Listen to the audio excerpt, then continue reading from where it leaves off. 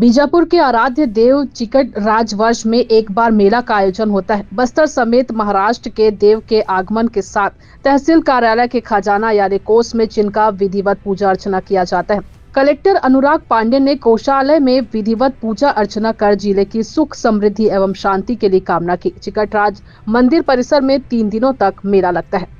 बस्तर अंचल के बीजापुर जिला सांस्कृतिक और ऐतिहासिक रूप से काफी समृद्ध है और यहाँ की ऐतिहासिक विरासत अपने आप वृहद है। अपने अंदर विविध सांस्कृतिक धरोहर संजोए रखी है। यहाँ की समृद्धशाली परंपरा ऐतिहासिक गौरव की गाथा लिखती है।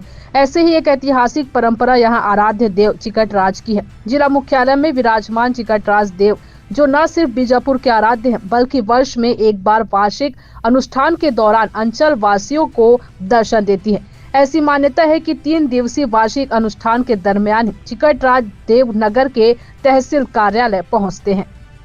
बीजापुर से के संतोष कुमार की रिपोर्ट। बीजापुर के स्थानीय देव चिकटराज माना जाता है और ये परंपरा है कि वो जो है राजकोष का निरीक्षण करते हैं। आज जब यहाँ खड़े हैं, ये 1890 की बिल्डिंग है। इस समय तहसील हुआ करती थी और यहाँ जो है कोषालय हुआ करता था। तो निरंतर ये परंपरा में अपना राजकोष वर्ष में एक बार देखने आते थे।